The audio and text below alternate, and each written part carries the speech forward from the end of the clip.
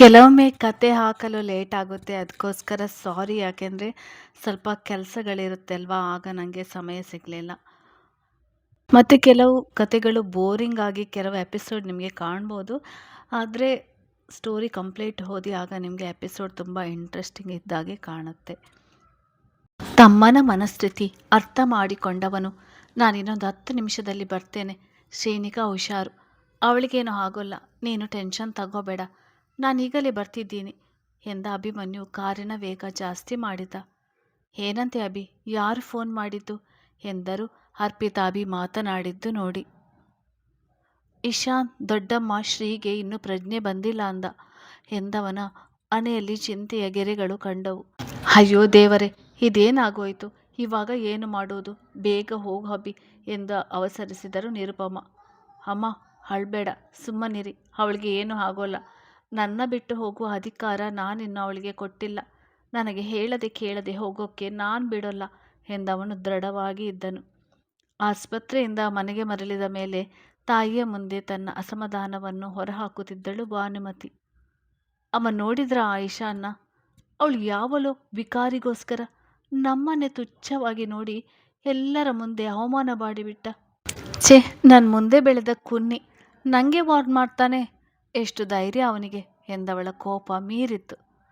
ಮಾಡಲಿ ಬಿಡು ಬಾನು, ಆ ಬಿಕಾರಿ ಅತ್ತಿಗೆ ಇನ್ನೇನೋ ಸತ್ತೋಗ್ತಾಳಂತ ಗೊತ್ತಾಗಿ ಆಗಾಡ್ತಿದ್ದಾನೆ ಅಷ್ಟೇ, ಆಡಲಿ ಆಡಲಿ, ಅವಳು ಮೊದಲು ಸಾಯಲಿ, ಆಮೇಲೆ ನಮ್ಮ ಆಟ ಶುರು ಮಾಡೋಣ, ಅಲ್ಲಿವರೆಗೂ ಸಮಾಧಾನವಾಗಿರು ಎಂದರು ಕಾಲು ಮೇಲೆ ಕಾಲು ಹಾಕಿ ಕೂತು. ಅಮ್ಮ, ಈ ಸರಿ ನಮ್ಮ ಜೀವಿತನ ಅಭಿಗೆ ಮದುವೆ ಮಾಡಿ ಈ ಮನೆ ಅಧಿಕಾರ ತಗೋಬೇಕು. ಇಷ್ಟು ದಿನ ಅತ್ತಿಗೆಯರು ಮೆರೆದದ್ದು ಸಾಕು, ಇನ್ನಾದರೂ ನಾವು ಈ ಮನೆಯ ಆಳೋಣ. ಮನೆ ತುಂಬ ಬರೀ ಬಿಕಾರಿಗಳೇ ತುಂಬಿ ಮನೆನ ತಿಪ್ಪೆಗುಂಡಿ ಮಾಡಿದ್ದಾರೆ ಎಂದಳು. ಅವಳ ಮಾತಿಗೆ ಉಗುಟ್ಟವರು, ಏನೇ ಕಲ್ಯಾಣಿ, ನಿನ್ನ ಮಗ ಸೊಸೆಗೆ ಒಂದು ಮಗು ಮಾಡ್ಕೋಬೇಕು ಅನ್ನುವ ನೆನಪಿದೆಯೋ ಇಲ್ವೋ, ಒಬ್ಬ ವಾರಸ್ದಾರನ ಬೇಗ ಹಡೆದು ಕೊಡು ಅಣ್ಣು ಎಂದರು ಸುಮಿತ್ರಾ ಕಲ್ಯಾಣಿಯೆಡೆ ನೋಡಿ. ಬಸ್ಯೂರಿ ಆಗಿದ್ಲಮ್ಮ, ಅಬೋಷನ್ ಆಯಿತು, ಈಗ ಸ್ವಲ್ಪ ಸಮಯ ಬಿಟ್ಟು ಮಗು ಮಾಡ್ಕೊಳ್ಳಿ ಅಂತ ಡಾಕ್ಟರ್ ಹೇಳಿದ್ರು ಅಂತಿದ್ದ ಸಮರ್ಥ್. ಅದಕ್ಕೆ ಸುಮ್ಮನೆ ಇದ್ದೀವಿ ಉತ್ತರಿಸಿದರು ಕಲ್ಯಾಣಿ. ವರುಣ್ಗೆ ಬೇಗ ಹೆಣ್ಣು ಹುಡುಕು ಬಾನು, ನಾನು ನನ್ನ ಮಕ್ಕಳ ಸುಖ ಸಂಸಾರ ನೋಡಬೇಕು, ಅದನ್ನು ನೋಡಿ ಈ ನನ್ನ ಸೊಸೆಯರು ಹೊಟ್ಟೆ ಉರಿ ಪಡಲಿ, ಇನ್ನು ಯಾವಾಗ ಮದುವೆ ಮಾಡೋದು ವರುಣ್ಗೆ ಎಂದವರು ಮನಸ್ಸಿನಲ್ಲಿ ಬೇರೆಯದೇ ಯೋಚನೆ ಇತ್ತು. ನೋಡ್ತಿದ್ದೀವಿ ಅಮ್ಮ, ಅವನು ಯಾವುದೋ ಕೇಸ್ನಲ್ಲಿ ಬ್ಯುಸಿಯಾಗಿ ಬೇರೆ ಕಡೆ ಇದ್ದಾನೆ, ಬಂದಮೇಲೆ ಮಾತಾಡಿ ಒಲಗ ಊದಿಸಿ ಬಿಡೋದೆ. ಸರಿ ಸರಿ, ಹೋಗಿ ಸ್ವಲ್ಪ ಹೊತ್ತು ಕಾಯಿರಿ, ಆ ಬಿಕಾರಿ ಸತ್ತಿರುವ ಸುದ್ದಿ ಬಂದಮೇಲೆ ನನ್ನ ಎಬ್ಬಿಸಿ, ನಾನು ಸ್ವಲ್ಪ ಹೊತ್ತು ಮಲಗಿರ್ತೀನಿ ಎಂದವರು ರೂಮ್ಗೆ ಮಲಗಲು ತೆರಳಿದ್ದರು ಸುಮಿತ್ರಾದೇವಿ. ಇತ್ತ ಕಡೆ ವೇಗವಾಗಿ ಆಸ್ಪತ್ರೆಗೆ ಬಂದವನು ಕಾರ್ ಪಾರ್ಕ್ ಮಾಡಿ ಪ್ರಸಾದ ಹಿಡಿದು ಆಸ್ಪತ್ರೆಯೊಳಗೆ ಓಡಿದನು. ಅಭಿಮನ್ಯು ಪೂಜೆಯ ನಂತರ ಅರ್ಚಕರ ಮಾತು ಕೇಳಿದ ಮೇಲೆ ಸ್ವಲ್ಪ ಗೆಲುವಾಗಿದ್ದನು. ಶ್ರೀಯ ಬದುಕಿಸಲೇಬೇಕೆಂದು ಹಠ ತೊಟ್ಟಿದ್ದನು. ಅವನು ಬರುವುದು ನೋಡಿ ಎದ್ದು ನಿಂತ ಅಶೋಕ್ರವರು, ಅಭಿ ಇವಾಗ ಬರ್ತಿದ್ಯಾ, ಎಲ್ಲಿಗೆ ಹೋಗಿದ್ದೆ ಎಂದರು ಅವನ ಬಳಿ ಬಂದು. ಅವರ ಮಾತಿಗೆ ಕಿವಿ ಕೊಡದೆ, ನಾನು ಶ್ರೀನ ನೋಡಬೇಕು ಎಂದನು ಆಕಾಶ್ ಕಡೆ ನೋಡಿ. ಎಲ್ಲರೂ ಗೊಂದಲದಲ್ಲಿ ಅವನ ನೋಡುತ್ತಿದ್ದರು. ಮತ್ತೆ ಗಂಭೀರವಾಗಿ, ಅಣ್ಣ, ನಾನು ಶ್ರೀನ ನೋಡಬೇಕು ಪ್ಲೀಸ್, ಒಂದೇ ಒಂದು ಸಾರಿ ಅವಳ ಹತ್ತಿರ ಮಾತಾಡಬೇಕು, ಮತ್ತೆ ಕೇಳೋಲ್ಲ ಎಂದನು ಗೋಗರೆದು. ಅಭಿಮುಖ ಭಾವ ಗಮನಿಸಿ, ಸರಿ ಹೋಗು, ಆದರೆ ಜಾಸ್ತಿ ಸಮಯ ತಗೋಬೇಡ, ಬೇಗ ಹೊರಗೆ ಬರಬೇಕು ಎಂದನು ಆಕಾಶ್ ಒಪ್ಪಿಗೆ ನೀಡಿ. ವಾರ್ಡ್ ಒಳಗೆ ಬಂದ ಅಭಿಗೆ ಎದುರಿಗೆ ಬೆಡ್ ಮೇಲೆ ಪ್ರಜ್ಞೆ ಇಲ್ಲದೆ ಮಲಗಿರುವ ಶ್ರೀನಿಕನ ನೋಡಿ ಕರುಳು ಕಿತ್ತು ಬಂದಾಗಿತ್ತು. ತಲೆಗೆ ಬ್ಯಾಂಡೇಜ್ ಮಾಡಿ ಮುಖಕ್ಕೆ ಆಕ್ಸಿಜನ್ ಮಾಸ್ಕ್ ಹಾಕಿದ್ದರು. ಕೈಗೆ ಬ್ಯಾಂಡೇಜ್ ಮಾಡಿ ಪಟ್ಟಿ ಕೊಟ್ಟು ಡ್ರಿಪ್ಸ್ ಚುಚ್ಚಿದ್ದರು. ಕಾಲಿಗೂ ಬ್ಯಾಂಡೇಜ್ ಮಾಡಲಾಗಿತ್ತು. ಅಲ್ಲಲ್ಲಿ ತರಚಿದ ಗಾಯಗಳು. 2 ದಿನಕ್ಕೆ ಪೂರ್ತಿ ಇಳಿದು ಹೋದಂತೆ ಕಾಣುತ್ತಿದ್ದಳು. ದಿನ ಅವನ ಕೆಣಕುವ ಕಂಗಳು ಇಂದು ಮುಚ್ಚಿದೆ. ಅವನೆಡೆ ನಗುಸೂಸುವ ತುಟಿಗಳು ಮೌನವಾಗಿದೆ. ಅವನೆದುರಿಗೆ ಜಿಗಿಯುವವಳ ದೇಹ ಗಾಯಗೊಂಡು ಜಡವಾಗಿದೆ. ಅವಳ ಪಕ್ಕ ಚೇರ್ ಹಾಕಿಕೊಂಡು ಕುಳಿತ ಅಭಿಗೆ ಇಷ್ಟೋ ದಿನದ ನಂತರ ಅವಳ ನೋಡುತ್ತಿರುವಂತೆ ಭಾಸವಾಗುತ್ತಿತ್ತು. ಕವರ್ನಲ್ಲಿದ್ದ ದೇವರ ಪ್ರಸಾದ ತೆಗೆದವನು ಅವಳ ಹಣೆಗೆ ಕುಂಕುಮ ಹಚ್ಚಿ ಅವಳ ಕೈ ಬೆರಳು ಬಿಡಿಸಿ ಹೂ ಇಟ್ಟು ಮಡಚಿದವನು ಮಾಸ್ಕ್ ತೆಗೆದು ಸ್ವಲ್ಪ ತೀರ್ಥವನ್ನು ಅವಳ ತುಟಿಗೆ ಸವರಿ ಮತ್ತೆ ಮಾಸ್ಕ್ ಹಾಕಿ ಅವಳನ್ನೇ ದಿಟ್ಟಿಸಿ ನೋಡಿದನು. ಮೆಲ್ಲನೆ ಅವಳ ಕೈ ಹಿಡಿದು ಅವನ ಕೆನ್ನೆಗೆ ಹೊತ್ತಿಕೊಂಡು, ಶ್ರೀ, ಯಾಕೆ ಹೀಗೆ ಮಾಡ್ತಿದ್ಯಾ? ನಾನು ಅಷ್ಟು ಕೆಟ್ಟೋನ? ನನ್ನ ಬಿಟ್ಟು ನೀನು ದೂರ ಹೋಗುವಷ್ಟು? ನಿನ್ನನ್ನು ಕದ್ದು ಮುಚ್ಚಿ ಮದುವೆ ಆದೆ ಅಂತ ನಿನ್ನಿಂದ ದೂರ ಉಳಿದಿದ್ದೆ ಕಣೆ. ಕಾರಣ ನೀನು ನಿಜ ಹೇಳಿ ಅಂತ ಅಷ್ಟೇ. ನಿನ್ನ ಮೇಲೆ ದ್ವೇಷದಿಂದಲ್ಲ. ನೀನು ನನ್ನ ಅಭಿಮನ್ಯು ವರ್ಮ ಆಗಿ ನೋಡ್ತಿದ್ದೆ ಹೊರತು ನಿನ್ನ ಗಂಡ ಅಭಿ ಆಗಿ ನೋಡಲೇ ಇಲ್ಲ ಅಲ್ವಾ? ನಿನಗೆ ನಾನು ಏನೇನೂ ಅಲ್ಲ ಅಲ್ವಾ? ಅದಕ್ಕೆ ಇಷ್ಟು ಬೇಗ ನನ್ನ ಬಿಟ್ಟು ಹೋಗೋ ನಿರ್ಧಾರ ಮಾಡ್ತಿದ್ಯಾ? ನಿನಗೆ ನಾನು ಬೇಡವಾ ಶ್ರೀ ಎಂದವನ ಕಣ್ಣಲ್ಲಿ ನೀರು ತುಂಬಿಕೊಂಡಿತ್ತು. ನಂಗೆ ಗೊತ್ತು ನಿನಗೆ ನನ್ನ ಜೊತೆ ಮಾತನಾಡೋಕ್ಕೆ ಭಯ ಅಂತ. ಹಾಗಂತ ನೀನು ಕೇಳಿದನ್ನು ಇಲ್ಲ ಅನ್ನೋ ಅಷ್ಟು ಕಟುಕನೆ ನಾನು? ನಿನಗೆ ಯಾವ ವಿಚಾರಕ್ಕಾದರೂ ಬೇಡ ಅಂದಿದ್ದೀನ ನಾನು? ಇಷ್ಟು ದಿನ ನನ್ನ ಕುಟುಂಬನೇ ನನ್ನ ಸರ್ವಸ್ವ. ನನ್ನ ತಮ್ಮಂದಿರು ತಂಗಿ ಚೆನ್ನಾಗಿರ್ಬೇಕಂತ ಬದುಕಿದೆ. ಆದರೆ ಇವತ್ತು ಅವರವರ ಹೆಂಡತಿಯರು ಬಂದ ಮೇಲೆ ಎಲ್ಲರೂ ಬದಲಾಗಿದ್ದಾರೆ ಕಣೆ. ಎಲ್ಲರದು ತೋರಿಕೆಯ ಕಾಳಜಿ ಅನ್ನಿಸ್ತಿದೆ ಶ್ರೀ. ಮೊದಲನೇ ಬಾರಿಗೆ ನಾನು ಈ ಪ್ರಪಂಚದಲ್ಲಿ ಒಬ್ಬಂಟಿಯಾಗಿದ್ದೆ ಅನ್ನಿಸ್ತಿದೆ ಕಣೆ. ಎಲ್ಲರೂ ನನ್ನ ಅಪಹಾಸ್ಯ ಭಾವದಿಂದ ನೋಡ್ತಿದ್ದಾರೆ ಕಣೆ ಎಂದವನು ಮೌನವಾಗಿ ಮತ್ತೆ ಮಾತು ಶುರು ಮಾಡಿದ. ಇಷ್ಟು ದಿನ ನನ್ನ ಕಣ್ಣಿಗೆ ಕಟ್ಟಿದ್ದ ಪೊರೆ ಕಳಚಿ ಬಿದ್ದಿದೆ. ವಾಪಸ್ ನನ್ನ ಪ್ರಪಂಚಕ್ಕೆ ಬಾ ಶ್ರೀ. ನನ್ನ ಜೀವನಕ್ಕೆ ಹೇಳದೆ ಕೇಳದೆ ಬಂದೆ. ಈಗ ನಿನ್ನ ಅವಶ್ಯಕತೆ ನನಗೆ ಇರುವಾಗ ನನ್ನ ಬಿಟ್ಟು ಹೋಗಬೇಕು? ನನ್ನ ಒಪ್ಪಿಗೆ ಬೇಡವಾ? ನೀನಿಲ್ಲದೆ ನನಗೆ ಇರೋಕ್ಕೆ ಆಗೋಲ್ಲ ಶ್ರೀ. ಈ ಅಭಿಮನ್ಯು ವರ್ಮ ನಿಂಗೋಸ್ಕರ ಇನ್ಮೇಲೆ ರೋಡ್ ಸೈಡ್ ಪಾನಿಪುರಿ ಕೊಡಿಸ್ತಾನೆ, ದಿನ ರಾತ್ರಿ ಐಸ್ ಕ್ರೀಮ್ ತಿನ್ನಿಸ್ತಾನೆ. ಪ್ಲೀಸ್ ಬಾರೆ. ನನ್ನ ವೈರಿಗಳೆಲ್ಲ ನನ್ನ ಅಣಕಿಸಿ ನಗುವುದು ನನಗೆ ಇಷ್ಟನೇ ಇಲ್ಲ. ಎದ್ದೇಳು ಶ್ರೀ, ಎದ್ದು ನನಗೆ ಏನಾದರೂ ಶಿಕ್ಷೆ ಕೊಡು. ಆದರೆ ನನ್ನಿಂದ ದೂರ ಆಗುವ ಶಿಕ್ಷೆ ಕೊಡಬೇಡ ಕಣೆ ಎಂದವನ ಮನದ ನೋವು ಕಣ್ಣೀರಿನ ಮೂಲಕ ಅವಳ ಕೈ ಸೋಕುತ್ತಿತ್ತು. ಅವಳ ಕೈ ಬಿಟ್ಟು ಎದ್ದು ನಿಂತವನು, ನೋಡು, ಸರಿಯಾಗಿ ಕೇಳಿಸಿಕೊ. ಈ ಅಭಿಮನ್ಯುಗೆ ನೀನು ಉತ್ತರ ಕೊಡದೆ ನನ್ನ ಬಿಟ್ಟು ನೀನು ದೂರ ಹೋಗುವ ಹಾಗಿಲ್ಲ. ಅಗ್ನಿ ಸಾಕ್ಷಿಯಾಗಿ ನೀನು ನನ್ನ ಹೆಂಡತಿನೇ ಆಗಿದ್ದರೆ ನನಗಾಗಿ ನೀನು ಎಚ್ಚರ ಆಗಿ ಬಾ. ಇಲ್ಲ, ನಮ್ಮಿಬ್ಬರ ಜೀವನ ಬೆಸೆದ ಮಾಂಗಲ್ಯಕ್ಕೆ ಬೆಲೆನೇ ಇರುವುದಿಲ್ಲ ಎಂದವನು ಕಣ್ಣೀರೊರೆಸಿಕೊಂಡು ಹೊರಬಂದನು. ಐಸಿಯುಯಿಂದ ಹೊರಬಂದ ಅಭಿಮನ್ಯು ತನ್ನ ದುಃಖ ನಿಯಂತ್ರಣ ಮಾಡಲಾಗದೆ ದೊಡ್ಡಮ್ಮನ ಗಟ್ಟಿಯಾಗಿ ತಬ್ಬಿ ಹಿಡಿದು ಬಿಕ್ಕಿ ಬಿಕ್ಕಿ ಅಳಲು ಶುರು ಮಾಡಿದ. ಅವನ ಅಳು ನೋಡಿ ಸ್ವತಃ ಅಶೋಕರಿಗೆ ಬೇಸರವಾಯಿತು. ತಮ್ಮ ಮಗನ ಕಣ್ಣೀರು ಸಹಿಸಲೇ ಕಷ್ಟ ಎನಿಸಿತು. ದೊಡ್ಡಮ್ಮ, ಅವಳಿಗೆ ಹೇಳಿ ನನ್ನಿಂದ ದೂರ ಆಗಬೇಡ ಅಂತ. ನೀವು ಹೇಳಿದರೆ ಅವಳು ಕೇಳ್ತಾಳೆ. ಹೇಳಿ ದೊಡ್ಡಮ್ಮ, ನನಗೆ ಶ್ರೀ ಬೇಕು, ನನ್ನ ಶ್ರೀನಿಕ ಬೇಕು ದೊಡ್ಡಮ್ಮ. ಅವಳು ನನ್ನ ಜೊತೆಗೆ ಮಾತಾಡ್ತಿಲ್ಲ. ಪ್ಲೀಸ್ ಅವಳಿಗೆ ಹೇಳಿ ನನ್ನ ನೋಡೋಕ್ಕೆ. ಅವಳ ನಿನ್ನ ಮೇಲೆ ಚೆನ್ನಾಗಿ ನೋಡ್ಕೊಳ್ತೀನಿ, ಏನು ಬೈಯೋಲ್ಲ, ಕೇಳಿದೆಲ್ಲ ಕೊಡಿಸ್ತೀನಿ. ನನ್ನ ನೋಡಿ ಮಾತಾಡೋಕ್ಕೆ ಹೇಳಿ ದೊಡ್ಡಮ್ಮ ಎಂದವನ ಧ್ವನಿ ಪೂರ್ತಿ ಕಟ್ಟಿ ಹೋಗಿತ್ತು. ಅಭಿಕಂದ, ಅಳ್ಬೇಡ ಕಣೋ, ಅವಳಿಗೇನು ಆಗೋಲ್ಲ, ನೀನು ಸಮಾಧಾನ ಮಾಡ್ಕೊ ಮಗನೇ ಎಂದರು ಅರ್ಪಿತ. ತಾವು ಅಳುತ್ತಾ ಅವನ ತಲೆ ಸವರಿ ಅವನಿಂದ ಯಾವ ಪ್ರತಿಕ್ರಿಯೆ ಬರದು ನೋಡಿ ಆಕಾಶ್ ಅಭಿ ಎಂದರು ಗಾಬರಿಂದ. ಅಭಿ ಸುಸ್ತಾಗಿ ಪ್ರಜ್ಞೆ ತಪ್ಪಿದ್ದ. ಅವನ ಪರೀಕ್ಷಿಸಿದ ಆಕಾಶ್ ಅಭಿಗೆ BP ಲೋ ಆಗಿ ಪ್ರಜ್ಞೆ ತಪ್ಪಿದ್ದಾನೆ. ಹೊಟ್ಟೆಗೇನು ತಿಂದಿಲ್ವಾ ಎಂದನು ಅವನ ಬೆಡ್ ಮೇಲೆ ಮಲಗಿಸಿ. ತಿನ್ನೋಕ್ಕೆ ಹೋಗಿದ್ದ, ಆದರೆ ಅವನು ತಿನ್ನೋಕ್ಕೆ ಆ ಅನಿಷ್ಟಗಳು ಬಿಡಲಿಲ್ಲ ಕಣೋ. ಬೆಳಿಗ್ಗೆಯಿಂದ ಒಂದೇ ಸಮನೆ ಪೂಜೆ ಮಾಡಿ ಈಗ ಇಲ್ಲಿಗೆ ಬಂದ, ಇನ್ನೆಲ್ಲಿ ತಿನ್ನೋದು ಎಂದರು ಅರ್ಪಿತ ಅಳುತ್ತಾ. ಅವರ ಜೊತೆ ಉಳಿದವರು ನಿಂತಿದ್ದರು. ಏನಮ್ಮ ನೀವು, ಅವನು ನಿನ್ನೆ ಬೆಳಿಗ್ಗೆ ತಿಂದಿರೋದು. ಶ್ರೀಗೆ ಆಕ್ಸಿಡೆಂಟ್ ಆದಾಗಿನಿಂದ ಏನೂ ತಿಂದಿಲ್ಲ. ನೀವು ಸ್ವಲ್ಪ ತಿನ್ನಿಸ್ಬೇಕು ತಾನೆ.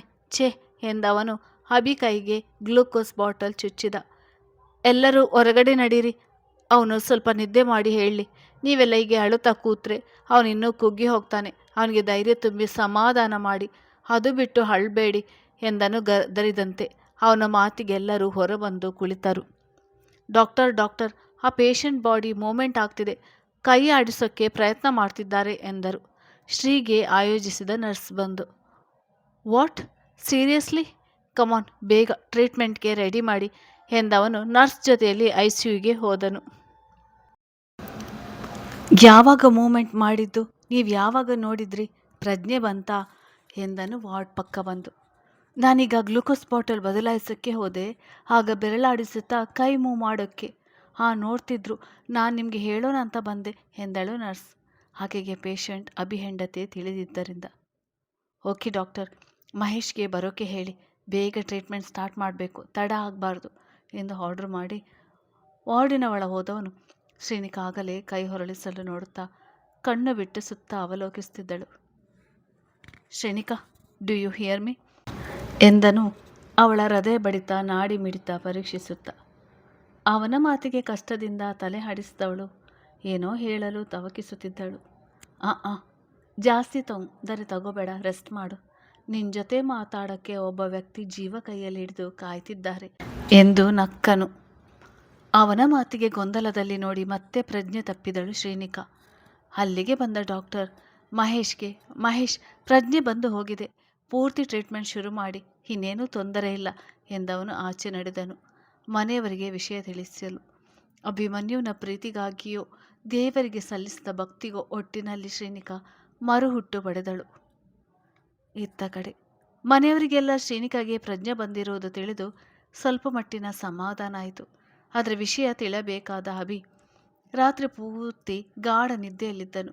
ಹಿಂದಿನ ದಿನದ ಆಯಾಸ ಒಂದೇ ಬಾರಿ ನೀಗಿಸಿಕೊಂಡಿದ್ದನು. ಅಭಿಗೆ ವಿಷಯ ತಿಳಿಯುವವರೆಗೂ ಯಾರಿಗೂ ವಿಷಯ ತಿಳಿಸದಂತೆ ತಾಕೀತು ಮಾಡಿದ್ದ ಆಕಾಶ್. ಬೆಳಿಗ್ಗೆ ಪೂರ್ತಿಯಾಗಿ ಹುಷಾರಾಗುವಳು ಎಂದುದರಿಂದ ಮುಂಜಾನೆ ವಾರ್ಡ್ ಮುಂದೆ ಕಾಯುತ್ತಿದ್ದರು. 6 ಗಂಟೆಯ ಸುಮಾರಿಗೆ ಎಚ್ಚರವಾದ ಅಭಿಗೆ ತಲೆಭಾರ ಸಂಪೂರ್ಣವಾಗಿ ಇಳಿದಂತೆ ಭಾಸವಾಗುತ್ತದೆ. ಎದ್ದವನು ಶ್ರೀ ನೆನಪಾಗಿದ್ದೇ ವಾರ್ಡ್ ಬಳಿ ಓಡಿದ. ಅಮ್ಮ, ದೊಡ್ಡಮ್ಮ, ಶ್ರೀ ಎಂದನು ಆತಂಕದಿಂದ. ನಿನ್ನ ಶ್ರೀ ಬದುಕಿಬಿಟ್ಟಳು ಕಣೋ, ನಿನ್ನ ಹೆಂಡ್ತಿನ ಕಾಪಾಡಿಬಿಟ್ಟೆ ಕಂದ. ಕಾಪಾಡಿಕೊಂಡೆ ಎಂದರೆ ಅರ್ಪಿತಾ ಅಭಿಯನ್ನು ತಬ್ಬಿ ಕಣ್ಣು ತುಂಬಿಕೊಂಡು. ಅವರ ಮಾತಿಗೆ ಅವನ ಕಣ್ಣು ತುಂಬಿದವು. ದೊಡ್ಡಮ್ಮ, ಶ್ರೀ ಎಚ್ಚರಾಗಿದ್ದಾಳೆ ನಿಜವಾಗ್ಲೂ, ಹೋ ಗಾಡ್ ಎಂದು ಖುಷಿಯಿಂದ ಕಿರುಚಿ, ನಾನು ಅವಳನ್ನು ನೋಡಬೇಕು ಈಗಲೇ ಎಂದವನ ಅವಸರ ನೋಡಿ ಮನೆಯವರ ಮನಸ್ಸಿಗೆ ಎನಿಸಿತು. 2 ದಿನದ ತಪಸ್ಸಿನಿಂದ ಮುಗೀತಲ್ಲ ಎಂದು. ಅವನ ರೀತಿಗೆ ನಕ್ಕವರು, ಸಮಾಧಾನ ಮಾಡ್ಕೊಳ್ಳಪ್ಪ, ನಿನ್ನ ಹೆಂಡತಿ ಆರಾಮವಾಗಿದ್ದಾಳೆ. ಇನ್ನೊಂದು ಸ್ವಲ್ಪ ಹೊತ್ತು ಕಾದರೆ ಜನರಲ್ ವಾರ್ಡ್ಗೆ ಶಿಫ್ಟ್ ಮಾಡ್ತೀವಿ. ಅದೆಷ್ಟು ಬೇಕೋ ಮಾತಾಡುವೆ ಅಂತೆ, ಆದರೆ ಒಂದು ಕಂಡೀಷನ್ ಎಂದನು ಗಡಸಾಗಿ. ಏನು, ಬೇಗ ಹೇಳು ಎಂದನು ಅಭಿ ಅವಸರದಲ್ಲಿ. ಏನಿಲ್ಲ, ನಿನ್ನ ಹೆಂಡತಿ ಜೊತೆ ಮಾತಾಡೋಕ್ಕೆ ನಿನಗೆ ಶಕ್ತಿ ಬೇಡವಾ? ಹೋಗಿ ಮೊದಲು ಹೊಟ್ಟೆಗೆ ಏನಾದರೂ ತಿಂದ ಬಾ, ಆಮೇಲೆ ನೋಡುವ ಅವಕಾಶ ಕೊಡ್ತೀನಿ. ನಿಂಗೇಗೋ ನಿನ್ನ ಹೆಂಡತಿ ಮುಖ್ಯನೋ ಹಾಗೆ ನನಗೆ ನನ್ನ ತಮ್ಮ ಮುಖ್ಯ ಎಂದನು ಆಕಾಶ್ ಗಂಭೀರವಾಗಿ ತಾಕೀತು ಮಾಡಿ. ಓಕೆ ಬ್ರೋ, ನೀನು ಕೋಪ ಮಾಡ್ಕೋಬೇಡ, ನಾನು ಈಗಲೇ ತಿಂದು ಬರ್ತೀನಿ.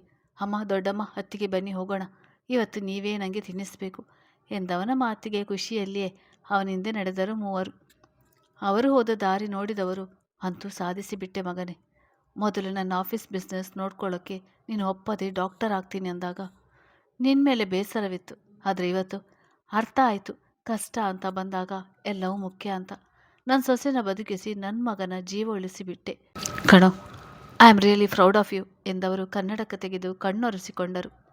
ಅಶೋಕ್ ಮಗನ ನೋವು ನೋಡಿ ಅವರು ಸೋತಿದ್ದರು. ಚಿಕ್ಕಪ್ಪ, ಇದೇನು ಮಕ್ಕಳ ಥರ ಹತ್ತುಕೊಂಡು, ನಾನೇನು ಬೇರೆಯವನ? ಶ್ರೇಣಿಕಾ ನನಗೂ ತಂಗಿ ಸಮಾನ. ಅಭಿ ನನ್ನ ತಮ್ಮ, ಅವನಿಗೆ ನೋವು ಆಗೋಕ್ಕೆ ನಾನು ಯಾವತ್ತೂ ಬಿಡೋಲ್ಲ. ನೀವು ಈ ಥರ ಕಣ್ಣೀರಾಕಿ ನನ್ನ ಹೊರಗಿನವನಾಗಿ ಮಾಡ್ತಿದ್ದೀರಾ ಎಂದನು ಹುಸಿಮುನಿಸು ತೋರಿ. ನಿಮ್ಮ ಚಿಕ್ಕಪ್ಪನದು ಸಂತೋಷದ ಕಣ್ಣೀರು ಕಣೋ, ಸ್ವಲ್ಪ ಅಳಲಿ ಬಿಡು ಎಂದರು ನಗುತ್ತಾ ತಮ್ಮನನ್ನು ಬಳಸಿ ಅಶೋಕ್ರವರು. ನಿಜ ಅಣ್ಣ, ಮಕ್ಕಳ ಸುಖವಾಗಿ ಬಾಳಿದರೆ ಅದಕ್ಕಿಂತ ಸಂತೋಷ ನಮಗೆ ಇನ್ನೇನಿದೆ ಎಂದರು ಅಶೋಕ್ ನಗುತ್ತಾ. ಅಣ್ಣ, ನೀನು ಎಲ್ಲರಿಗೂ ಶ್ರೀನಿಕಾಗೆ ಪ್ರಜ್ಞೆ ಬಂದಿರುವ ವಿಚಾರ ತಿಳಿಸಿಬಿಡಿ, ಆಮೇಲೆ ಹೇಳಿಲ್ಲ ಅಂತ ಕೊಂಕು ಮಾತಾಡ್ತಾರೆ. ಹಾಗೆ ಆಕಾಶ್ ನನ್ನ ಸೊಸೆನ ಯಾವಾಗ ಕರ್ಕೊಂಡು ಹೋಗೋದು ಎಂದರು. ಇನ್ನೂ ಅವಳ ಕಂಡೀಷನ್ ನೋಡಿ ಆಮೇಲೆ ಹೇಳ್ತೀನಿ ಚಿಕ್ಕಪ್ಪ. ಬಹುಶಃ 1 ತಿಂಗಳಾದರೂ ಬೆಡ್ ರೆಸ್ಟ್ ಮಾಡಬೇಕು, ಆಸ್ಪತ್ರೆಯಲ್ಲಿ 1 ವಾರನಾದರೂ ಇರಲಿ ಎಂದನು ಆಕಾಶ್. ಅದೇನು ರೆಸ್ಟ್, ಮನೆಯಲ್ಲಿ ಮಾಡಲಿ, ನೀನೇ ಡಾಕ್ಟ್ರ್ ಇದೆಯಲ್ಲ, ಮನೆ ತುಂಬ ಜನ ಇದ್ದಾರೆ, ಅವಳ ಆರೈಕೆಗೆ ಸಾಕು.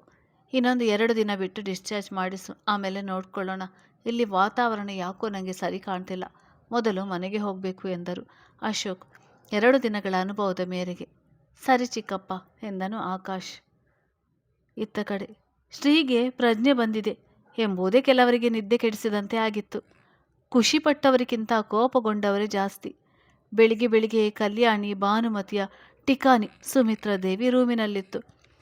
ಏನಮ್ಮ, ಅವಳು ಸಾಯ್ತಾಳೆ ಹಾಗೆ ಹೀಗೆ ಅಂತಿದ್ದೆ, ಈಗ ನೋಡು ಗಟ್ಟಿ ಪಿಂಡ ಬದುಕಿಬಿಟ್ಟಳು. ಅವಳು ಬದುಕ್ತಾಳಂತ ನಾನು ಊಹಿಸಿರಲಿಲ್ಲ ಎಂದರು ಕಲ್ಯಾಣಿ ಕೈ ಇಸುಕಿಕೊಳ್ಳುತ್ತಾ. ನನಗೇನು ಕನಸು ಬಿದ್ದಿತ್ತಾ? ಹೇಗೋ ಇವತ್ತು ಕಳೆದ್ರೆ ಅವಳು ಬದುಕೋಲ್ಲ ಅಂದ್ಕೊಂಡಿದ್ದೆ, ಆದರೆ ಬದುಕಿದ್ದಾಳೆ. ಏನು ಮಾಡೋಕ್ಕೆ ಆಗುತ್ತೆ? ನೀವೇ ಯಾರಾದರೂ ಆಸ್ಪತ್ರೆಯಲ್ಲಿ ಅವಳ ಕಥೆಯನ್ನು ಮುಗಿಸ್ಬೇಕಾಗಿತ್ತು ಎಂದರು ಅಸಮಾಧಾನದಿಂದ. ಅವಳ ಕತೆ ಮುಗಿಸೋದಾ ಅಷ್ಟು ಸುಲಭನಾ? ಬೇರೆ ಆಸ್ಪತ್ರೆ ಆಗಿದ್ರೆ ದುಡ್ಡಿನ ಆಸೆ ತೋರಿಸಿ ಏನಾದರೂ ಮಾಡ್ಬೋದಿತ್ತು.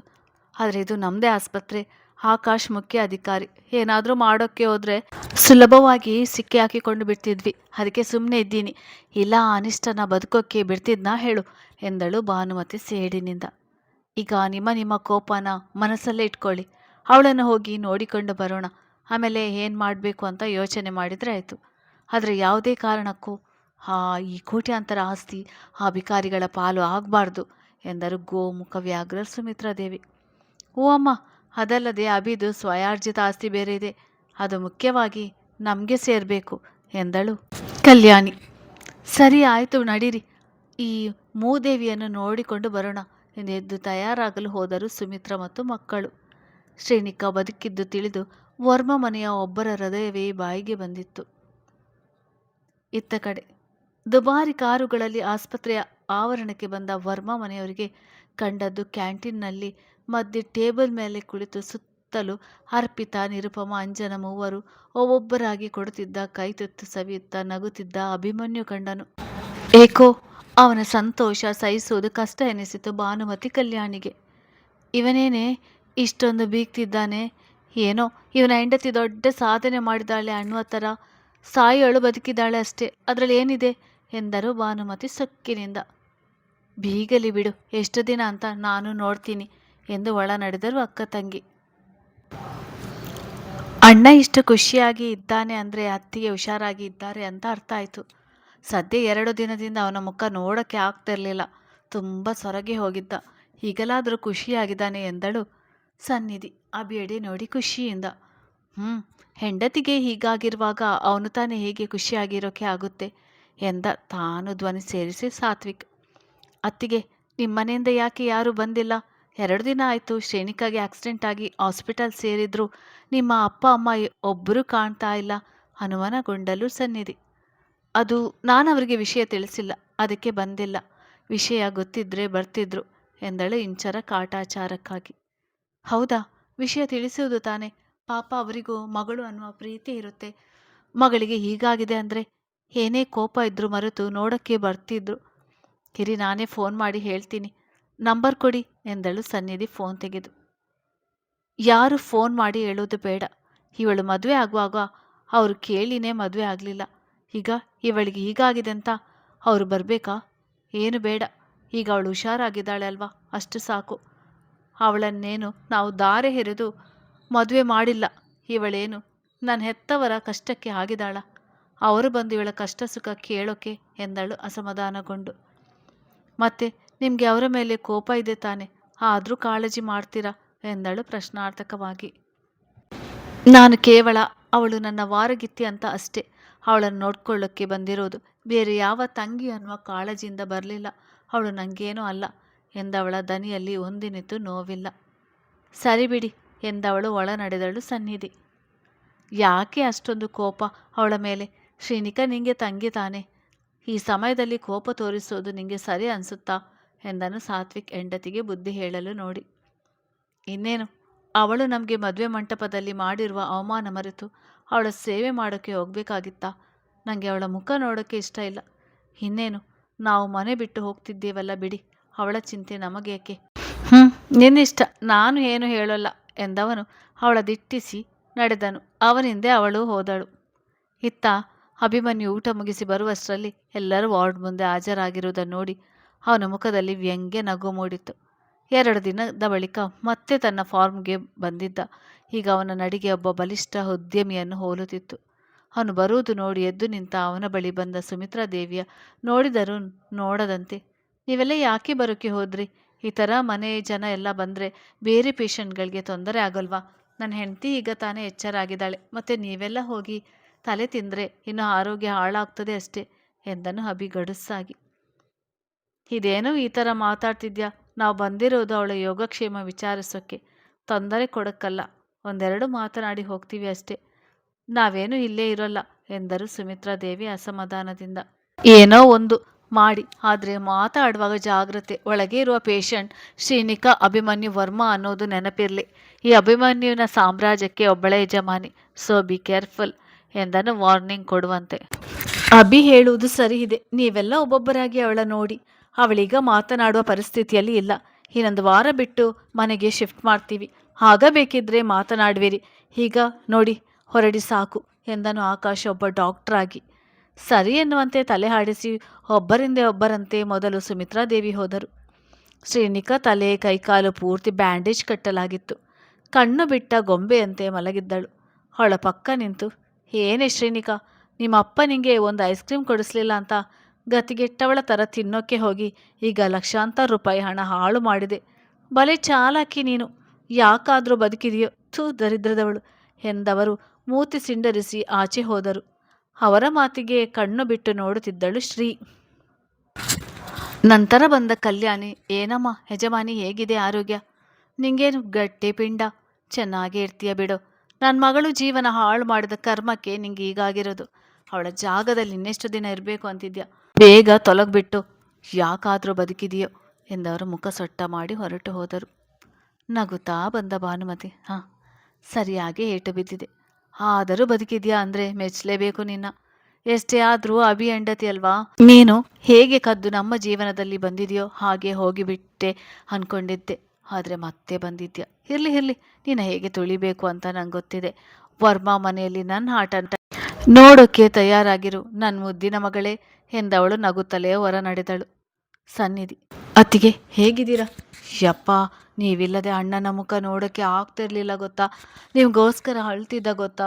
ಈಗ ಬೇಡ, ಮನೆಗೆ ಬನ್ನಿ, ಎಲ್ಲ ಹೇಳ್ತೀನಿ ಜೋಪಾನ ಎಂದವಳು ಶ್ರೀನಿಕನ ಕೆನ್ನೆ ಸವರಿ ಹೋದಳು.